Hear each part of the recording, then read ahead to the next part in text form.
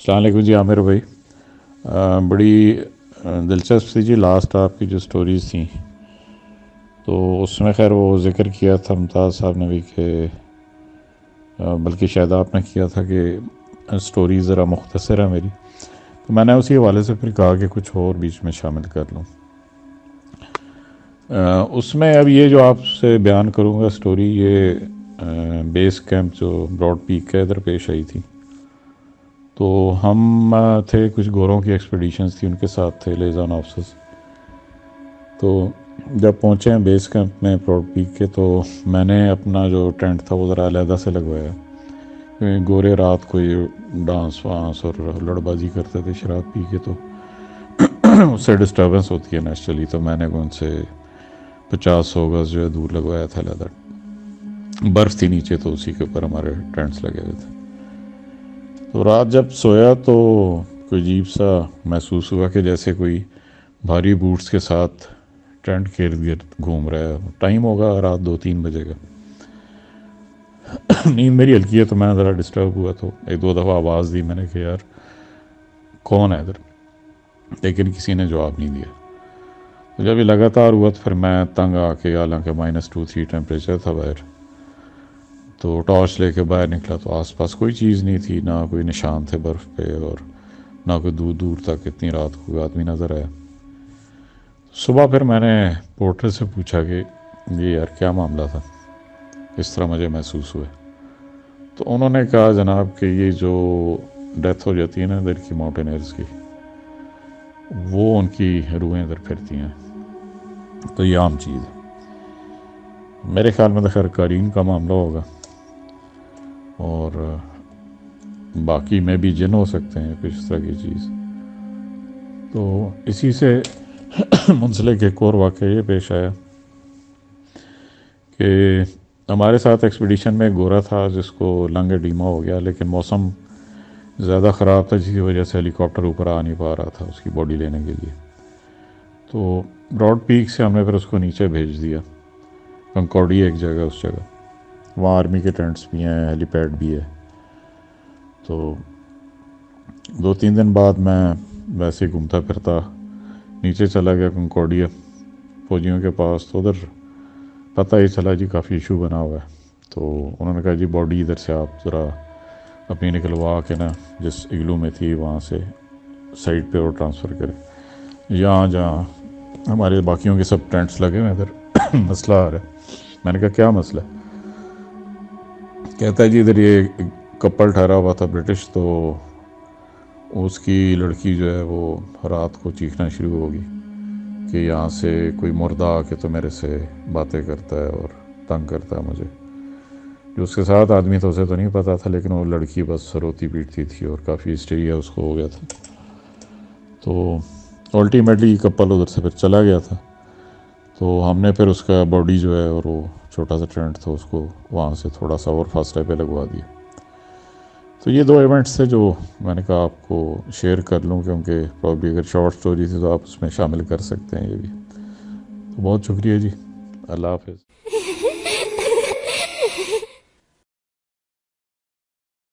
السلام علیکم عامر بھائی، کیسے ہیں جی؟ بیسیکلی 3 جی میں سٹوریز ہیں، مطلب کہ ایک دوسرے سے تو ریلیٹ نہیں کرتی ہیں، علیحدہ سٹوریز ہیں. تو وہ میں آپ کے گوش گزار کرتا ہوں. پہلی سٹوری تو ہمارے ایک عزیز تھے نعیم صاحب مرحوم، ان کے بارے میں. تو ان کو الزیمر کی ڈیزیز ہو گئی تھی، اور کافی پھر اسی حالت میں ان کے ساتھ یہ واقعہ پیش آیا تھا. وہ اپنے قریبی لوگوں کو بھی پہچان نہیں پاتے تھے. تو وہ ایک عزیز کے ہی گھر پہ کسی رکے ہوئے تھے. تو وہ کمرہ جس شخص کا تھا وہ بحرین میں ہوتا تھا.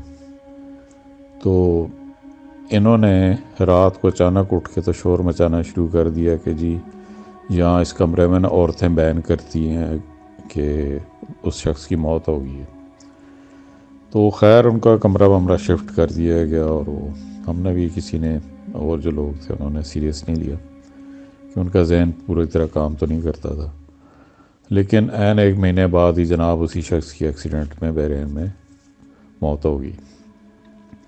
تو پھر ادھر ہی اس کمرے میں اس آدمی کی لاش بھی رکھی گئی، اور وہ جو رونا دھونا عورتوں کو ہوتا ہے. تو یہ دیکھیں ایک سارٹ آف پیشن گوئی تھی ایک ایسے آدمی کے طرف سے جو ذہنی طور پہ پارشلی معذور بھی تھے. یہ تو پہلا قصہ ہے. دوسرا قصہ چترال کا ہے. میرا خود لوگوں سے میں نے جو سنا ہے، یہ کوئی 50-60 سال پہلے کچھ ایسی عورتوں کی وہاں نسل تھی. دن میں وہ نارمل ہی ہوتی تھیں، سب کچھ نارمل تھا، لیکن رات کو ان کو یہ خون پینے کی اشتہا ہوتی تھی. یہ خاص ایک نسل تھی عورتوں کی، اور وہ پھر ویران راستوں پہ آگے پیچھے نکلتی تھی. وہ طاقت ان میں کوئی ایسی ایکسٹراڈنری نہیں ہوتی تھی، عام عورتوں کی طرح ہی ہوتی تھی. تو وہ کوئی جانور، بکری، کچھ بھی مل گیا تو اس کو پکڑ کے اس کا خون پی لیتی تھی. تو اس کا ذکر میں نے پھر ایک انجینئر ادھر کام کر رہا تھا، وہ گلگت کا تھا، اس سے ذکر کیا کہ یار یہ چترال میں ایسی کوئی لیجنڈ ہے. تو اس نے کنفرم کیا، اس نے کہا کہ بچپن میں وہ جو گلگت میں ہی رہتا تھا، تو میرے خیال 4-5 سال کا تھا، تو اس کو ایک کسی طرح بوڑھی عورت تھی جس کے بارے میں مشہور تھا کہ وہ کچھ اس نسل سے ہے. تو وہ اس کو ساتھ لے گئی تھی ایک جو جہاں وہ چکی نہیں ہوتی پانی کی، کمرہ سا ہوتا ہے، تو ادھر لے گئی اس کو تو اکیلے میں. تو بہلا پسلا کے، تو اس کی ماں تھی ادھر آس پاس ہی تھی، اس نے کہیں دیکھ لیا تو وہ پیچھے آئی. پھر اس نے کہا تو میرے سامنے سے عورت کو گالیاں دی، مارا کہ ابھی میرے بچے کی تم جان لینا چاہتی ہو. تو یہ ان علاقوں میں ایک کافی کامن قسم کی چیز تھی. ابھی نہیں رہی خیر وہ.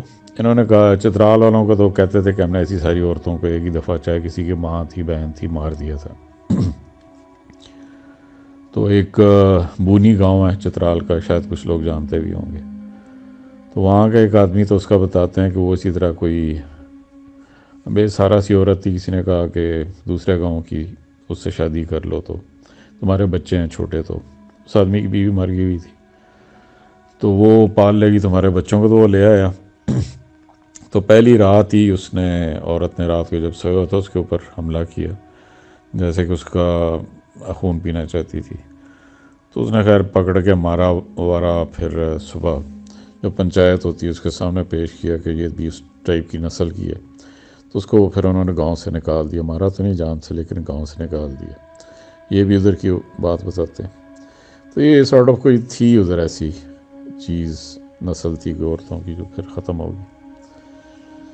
تیسرا جناب ایک میانی ہے جگہ چکوال میں، ایک میانی جہلم میں اور ایک چکوال میں. چکوال والے کی بات کر رہا ہوں. اس میں ایک غازی صاحب تھے جو شاید 1910-15 میں پیدا ہوئے ہندو خاندان میں. تو بعد میں وہ مسلمان ہوئے نبی کریم صلی اللہ علیہ وسلم کی زیارت کے بعد.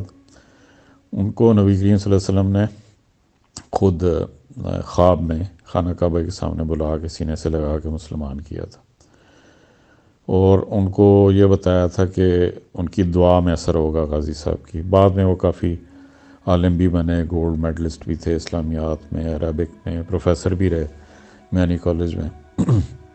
تو میں نے ان کی بک پڑھی تو پھر میں ان سے ملنے گیا تھا. تو ان سے پھر میں نے ان کے قصے ایک دو سنے، جس میں ایک قصہ بڑا مجھے اچھا لگا کہ ان کو ایک کوئی بڑے پیر صاحب تھے، ان کا فون آیا جن کو یہ جانتے بھی نہیں تھے. انہوں نے کہا کہ میں نے آپ کو ایک میسج پہنچانی ہے. میں گیا ہوا تھا مکہ مدینہ حج پہ، تو نبی کریم صلی اللہ علیہ وسلم، یہ نہیں بتایا کہ کس نے دیا میسج. انہوں نے کہا جی ایک میسج آپ کے لیے.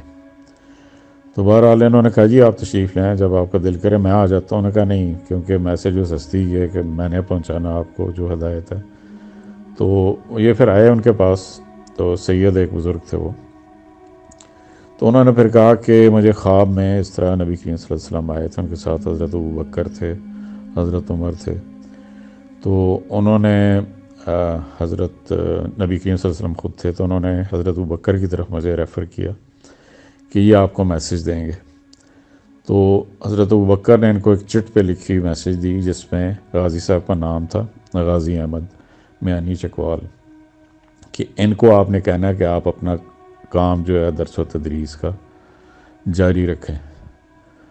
تو یہ آپ کے لیے میسج تھی. تو یہ رونا شروع ہو گیا کہ جی میں کس قابل، تو نبی کریم صلی اللہ علیہ وسلم کی طرف سے یہ میسج آئی ہے اور بکر نے ان کو اسپیشلی اس کے لیے نامنیٹ کیا. تو ان کے ساتھ میری 1-2 ملاقاتیں رہیں. بہت ہی شفیق اور اعلیٰ انسان تھے. یہ شرک اور فضول بدعات وغیرہ ان میں کوئی ایسا عنصر نہیں تھا.